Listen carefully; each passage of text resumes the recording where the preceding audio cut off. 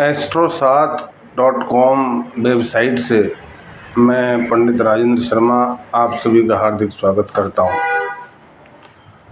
आइए साथियों, आज जानते हैं हमारी कुंडली के 12 भावों का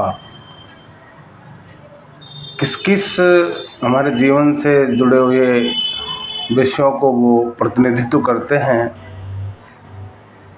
तो कुंडली का प्रथम भाव जिसे हम लग्न बोलते हैं, ये हमारा मस्तिष्क, शरीर, हमारा शरीर, तेज, इसका प्रतिनिधित्व करते हैं। हमारा जो कुंडली से दूसरा भाव है, ये एंटी क्लॉकवाइज भाव होते हैं। तो जो सेकंड हाउस होगा कुंडली का, वो एंटी क्लॉकवाइज देखोगे तो आप इधर से। तो दूसरा भाव हमारे जीवन पर धन और भाइयों से संबंधित, भाई बहनों से संबंधित एवं वाणी को प्रतिनिधित्व करते हैं। तृतीय भाव हमारी कुंडली में हमारे पराक्रम, हमारी मेहनत, हमारे कौटुंबिक भाई बंधु, साहस, हिम्मत, इनका प्रतिनिधित्व करते हैं। चतुर्थ भाव हमारे माता का भाव, साथ में हमारे मन का भाव भी है। माता से संबंधित जो हमारे मामा, मौसी, ये रिश्तेदार होते हैं। इसके साथ ही चतुर्थ भाव हमारे भूमि, भवन और वाहन सुख के लिए भी इसी भाव से देखा जाता है। पंचम भाव को हम विद्या, बुद्धि और संतान के भाव के रूप में जाना जाता है। षष्ठम भाव कुंडली में षष्ठम, अष्टम और द्वादश भाव, ये कुंडली के नकारात्मक प्रभाव वाले भाव माने जाते हैं। षष्ठम भाव से हम रोग, ऋण, शत्रु, इनके बारे में जानकारी हासिल करते हैं। लेकिन साथ ही इस भाव की एक खासियत ये है कि ये भाव हमारे संघर्ष को भी प्रतिपादित करता है, कंपटीशन को भी प्रतिपादित करता है। यदि इस ग्रह की, इस भाव की स्थिति अच्छी हो, इसमें उपस्थित ग्रह अच्छे हों या इस भाव के स्वामी अच्छे स्थान पर विराजित हों, तो ये हमको हर कंपटीशन में सफलता भी दिलाते हैं। सप्तम भाव से हम दाम्पत्य जीवन, अपने पत्नी के बारे में या पति के बारे में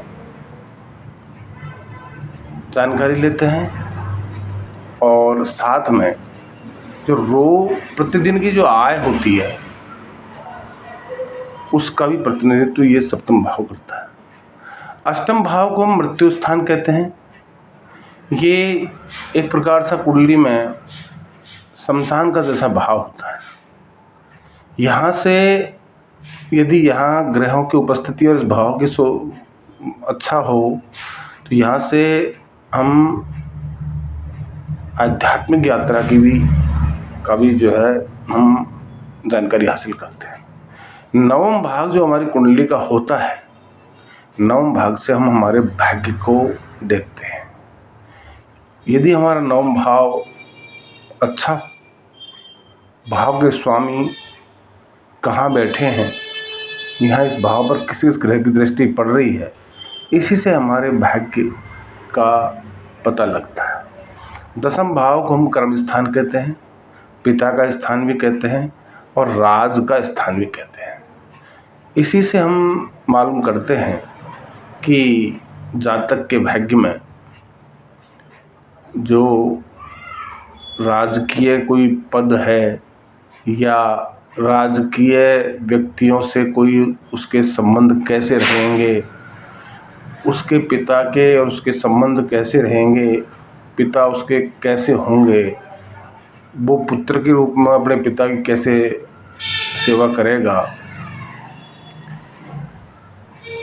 इसका हम जानकारी जो है दसम भाव से लेते हैं।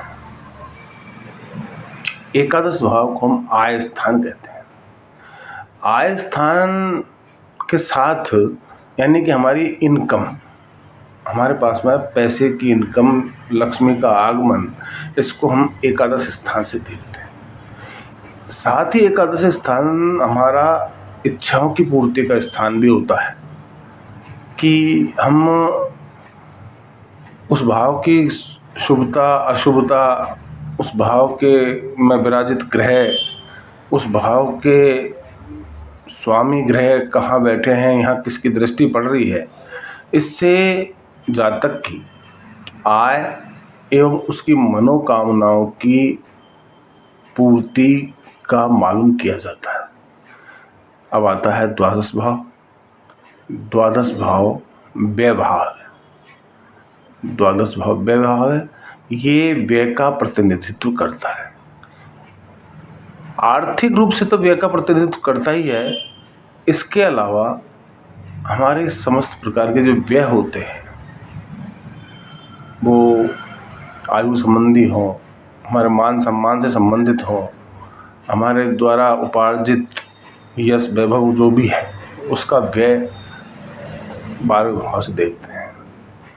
द्वादश स्थान से केस मुकदमे, यहाँ तक कि जेल यात्रा के बारे में भी जानकारी 12वें भाव से ही मालूम चलती है।